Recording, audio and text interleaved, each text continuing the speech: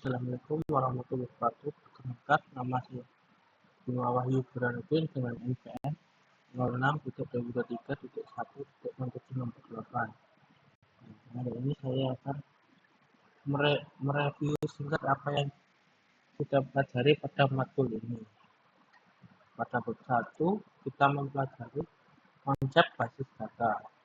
Di konsep basis data kita mempelajari definisi basis data, kumpulan data terstruktur, dan BBMS, sistem untuk mengelola basis data.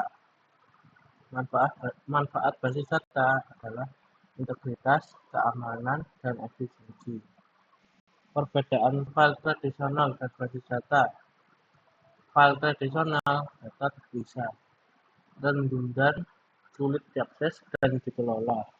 Di basis data kita terpusat, efisien, aman, dan mudah diakses lewat BBMS. Nah, setelah itu di bab kedua kita mempelajari instalasi MySQL atau MariaDB. Di sini ada 3 langkah, yaitu langkah instalasi MariaDB itu SAM atau Laragon, lalu konfigurasi awal, terus uji koneksi menggunakan terminal atau MySQL. Lalu di bab 3 kita mengidentifikasi jenis atribut. Di sini ada atribut sederhana versus komposit, atribut tanggal dan multivalued, dan atribut derivatif. Di bab 4 kita mempelajari identitas kardinalitas. Ya, di sini ada one to many, many to many.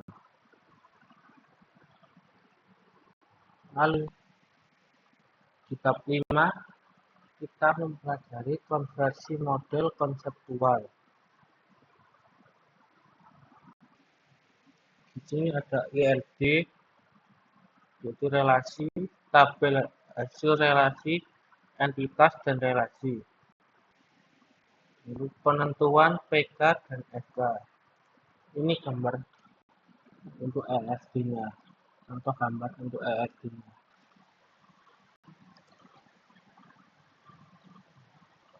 Lalu selanjutnya di bab 6 kita mempelajari constraint.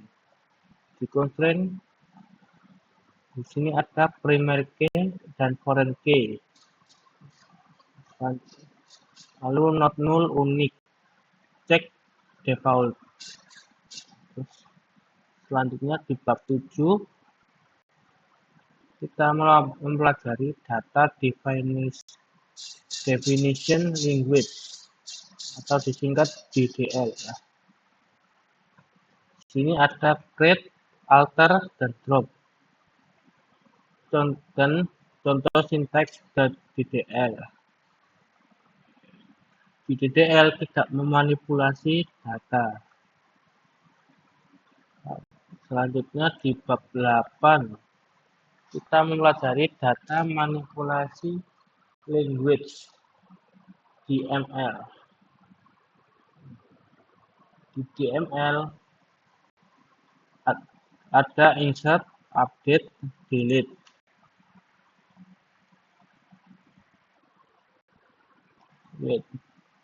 Lalu select untuk menampilkan data.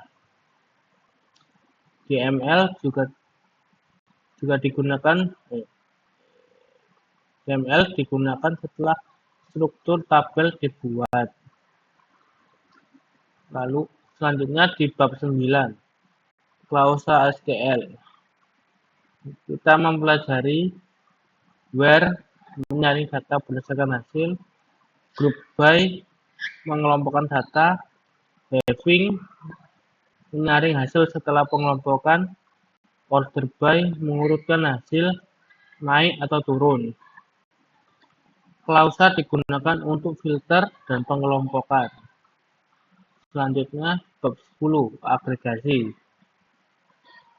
Tujuan agregasi dalam big data adalah konsep untuk mengelompokkan hubungan relasi menjadi entitas baru. Biasanya, saat relasi memiliki hubungan dengan entitas lain, seperti count, menghitung jumlah baris, sum, menjumlahkan hasil, average, menghitung rata-rata, max, nilai tertinggi, min, nilai terendah.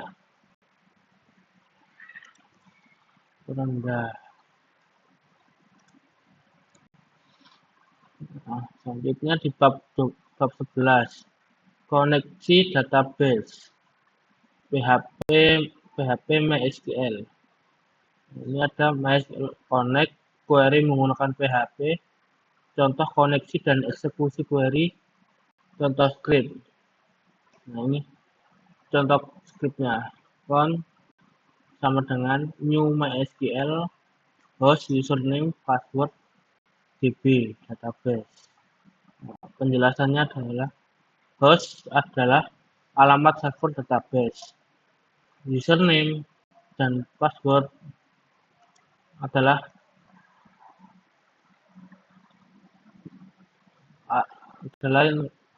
username MySQL kita. Lalu nama database adalah nama database yang kita buat. Di bab 12, inner dan outer join. Inner join adalah ambil data yang cocok di kedua tabel.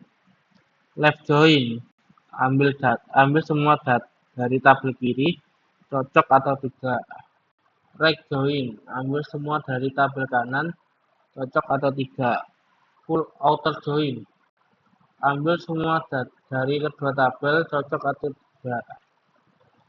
Kesimpulan, join digunakan untuk menggabungkan data dari dua atau lebih tabel berdasarkan kolom yang saling terkait agar informasi lebih lengkap dan terhubung.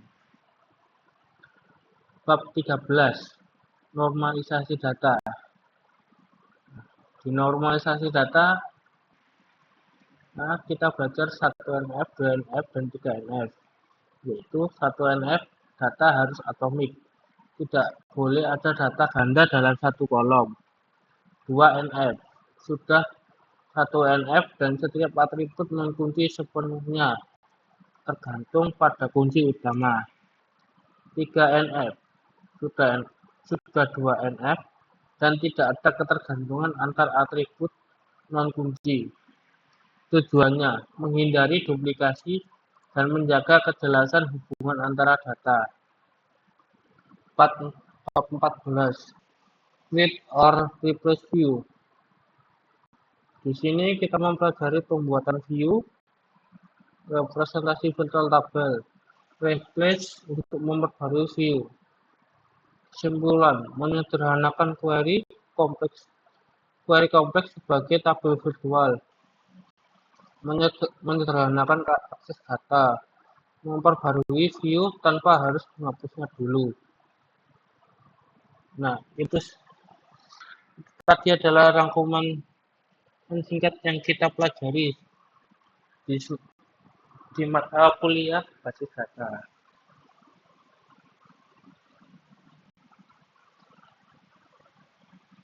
Sekian dari saya.